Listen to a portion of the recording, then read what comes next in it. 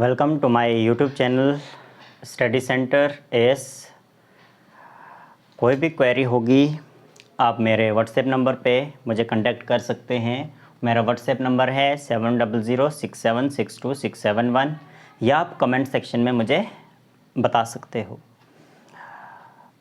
मैंने इससे पहले 10th क्लास की क्लास ली हुई है। अब मैं 9th क्लास, कुछ बच्चों का कहना है कि आप 9th क्लास शुरू कीजिए, तो मैं आज 9th क्लास का जो चैप्टर है, chapter number 4 linear equation in 2 variable शुरू कर रहा हूँ। इस चैप्टर में हम पढ़ेंगे कि लीनियर इक्वेशन होता क्या है और इसके वेरिएबल्स क्या होते हैं। तो सबसे पहले हम एल्जेब्रिक एक्सप्रेशंस, हमें पता होता है कि एल्जेब्रिक एक्सप्रेशन क्या है। जैसे हम कोई प्लस करते हैं, अर्थमेटिक क्या होता है, प्लस माइनस करते हैं, जो मल्टीप्लिकेशन करते हैं, देन उसके बाद लीनियर इक्वेशन इन 2 वेरिएबल आता है। तो लीनियर इक्वेशन इन 2 वेरिएबल क्या होता है? An equation of the form ax plus B Y plus C is equal to 0, वो इक्वेशन जो किस फॉर्म में हो, ax plus B Y plus C की फॉर्म में हो, वेयर ए बी सी, जो ए बी सी है वो आपके रियल नंबर्स हैं और एक्स वाई जो है इसमें वो आपके वेरिएबल्स हैं। तो is called linear equation in 2 variable. इसी को हम लीनियर इक्वेशन 2 वेरिएबल कहते हैं। फॉर एग्जाम्पल, जैसे आपके पास है 5x प्लस 6y प्लस 3 0, ये इक्वेशन जो है ये आपकी लीनियर इक्वेशन इन 2 वेरिएबल कहलाती है। इसमें जो 5 है, 5 इज द कोफिशिएंट, ठीक है। 6 यहाँ पे 6 भी कोफिशिएंट, x जो है वो है वेरिएबल, y भी आपका वेरिएबल है, देन 3 आपका यहाँ पे कांस्टेंट टर्म है, ठीक है। आपको इस चीज़ का नाम आना चाहिए, इनको क्या कहते हैं, ठीक है। तो 5 आपका कोफिशिएंट, आपका वेरिएबल, तो इसका कोफिशिएंट क्या है 5, y का कोफिशिएंट है 6 और कांस्टेंट टर्म आ गई यहाँ पे 3। इसी तरह से और भी बड़ी सारी इक्वेशन होगी जो हमारी आती है लीनियर इक्वेशन इन 2 वेरिएबल, ठीक है।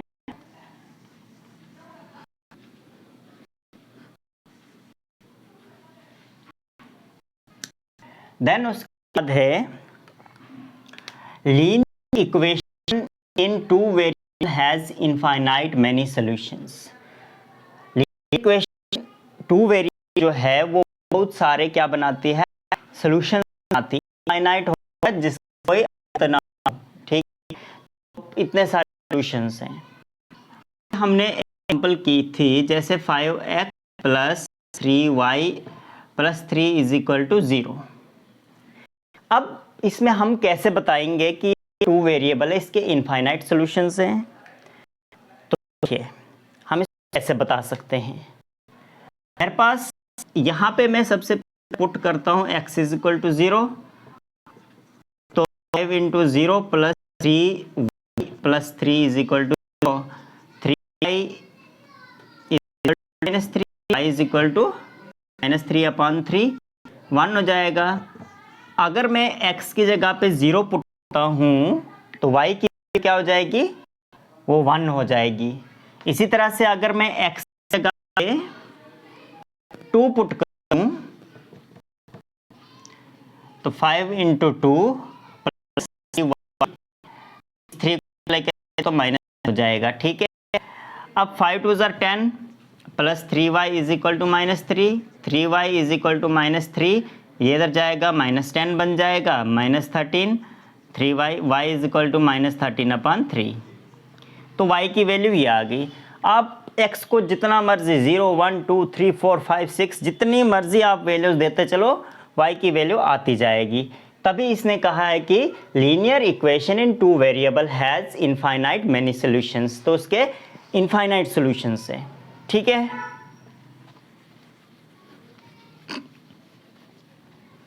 अच्छा फिर कहता है ग्राफ ऑफ लीनियर इक्वेशन। अब लीनियर इक्वेशन हम पढ़ रहे हैं तो उसमें हम ग्राफ भी पढ़ेंगे। ठीक है, तो ग्राफ पढ़ने के लिए करेंगे the graph of equation in set of points who coordinates satisfy the equation. आपके पास इक्वेशन होगी, उस इक्वेशन में आपने के सेटिस्फाई करना चाहिए उसके कोऑर्डिनेट्स को। अब देखो मेरे पास ग्राफ है जिसमें एक्स एक्स होता है, ये आपका एक्सिस होता है, ये एक्स प्लस का होता है, ये माइनस, ये वाई प्लस का होता है, ये मेरे पास इक्वेशन मान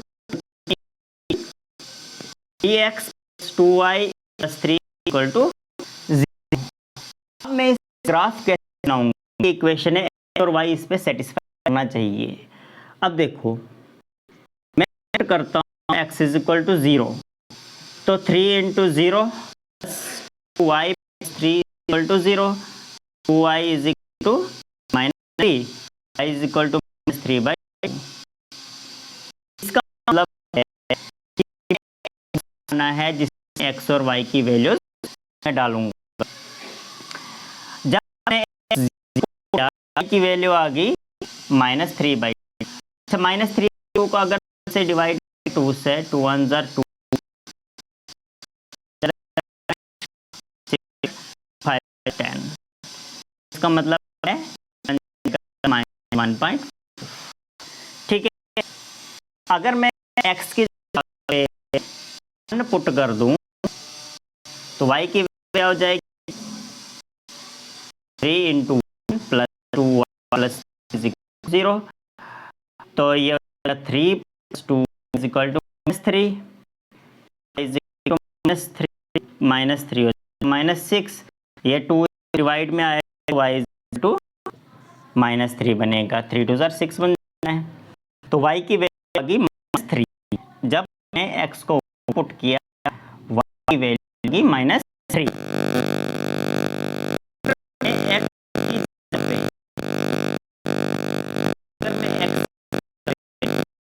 -1 तो y की वैल्यू क्या आएगी 3 into -1 plus 2y plus 3 is equal to 0, ये हो जाएगा -3 क्योंकि 3 इंटू -1 हो जाता है -3 plus 2y is equal to, ये इस साइड जाएगा तो -3 बन जाएगा, 2y इज इक्वल टू, ये इधर से इधर जाएगा तो -3 ये वाला रहा, ये -3 क्या हो जाएगा +3, ये बन जाएगा 0, तो 2y इज इक्वल टू 0/2 हो जाएगा, तो ये हो जाएगा 0। तो जब मैंने x को -1 पुट किया तो y क्या आ गया 0। अब इसके अकॉर्डिंग मुझे यहाँ पे ग्राफ बनाना है। देखो अब सबसे पहले मैं क्या करूँगा, x एक्सिस पे ये 0 0 है कोऑर्डिनेट, इसको बोलते हैं फर्स्ट, इसको सेकंड क्वाड्रेंट, थर्ड क्वाड्रेंट, इसको फोर्थ क्वाड्रेंट। देखो मैं इस वैल्यूज ले रहा हूँ 2 3 4 1 3 4 -2 -3 -1 -2 -3 4। तो इस हम सबसे पहले देखना x कितना है 0 है, तो मैं ये रुकूंगा, और y के -0.5, y नीचे की तरफ आएगा -1.5, 1.5 यहाँ पे होगा कहीं। ठीक है, मैंने इसको डॉट लगा दिया।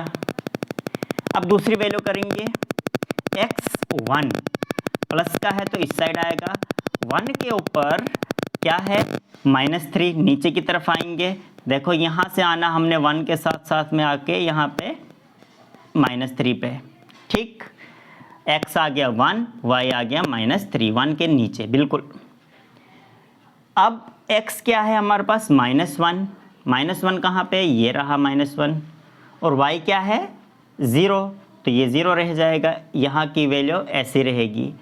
तो हमारे पास जो लाइन बनेगी इस ग्राफ की, ये इससे बनेगी, ये जो है यहाँ पे और y सेटिस्फाई कर रहे हैं, इसलिए जिसमें x y ऑल इस पे सेटिस्फाई करे सभी कोऑर्डिनेट्स में, तब क्या ग्राफ लीनियर इक्वेशन बनता है।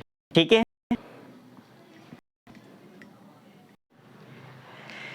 देन अब एक्सरसाइज पे चलते हैं हम। एक्सरसाइज 4.1 का पहला क्वेश्चन है आपका, the cost of notebook is the twice of the cost of pen. जो नोटबुक की कीमत है वो 2 गुना ज़्यादा किससे है, पेन से। Right a linear equation in 2 variable. हमने लीनियर इक्वेशन को 2 वेरिएबल्स में बताना है, लीनियर इक्वेशन इन 2 वेरिएबल करके बताना है। रिप्रेजेंट द स्टेटमेंट, सिर्फ स्टेटमेंट बतानी है हमने। Take cost of notebook be x। जो नोटबुक की कॉस्ट होगी वो x होगी, और पेन की जो कॉस्ट होगी वो y होगी। सो हमें गिवन में दिया हुआ है cost of notebook ₹x and cost of pen की कीमत जो है वो y है। बाय गिवन हमें क्या बताया गया है, हमें ये बताया गया है कि जो कॉस्ट ऑफ नोटबुक है वो 2 गुना है किससे ज़्यादा, पेन से। तो इसका मतलब x जो है वो 2 टाइम्स y का होगा, क्योंकि x की वैल्यू 2 गुना ज़्यादा हुई y से। तो लीनियर इक्वेशन इन 2 वेरिएबल में क्या इक्वेशन बनेगी, ये हो जाएगा x minus 2y is equal to 0। ये आपका स्टेटमेंट बना, और इस स्टेटमेंट के अकॉर्डिंग कि जो आपके पास क्वेश्चन था उसमें आपकी जो लीनियर इक्वेशन इन 2 वेरिएबल की स्टेटमेंट बनी वो आपकी x माइनस 2y। कोई भी इसमें क्वेरी होगी आप मुझे कमेंट सेक्शन में बता सकते हो।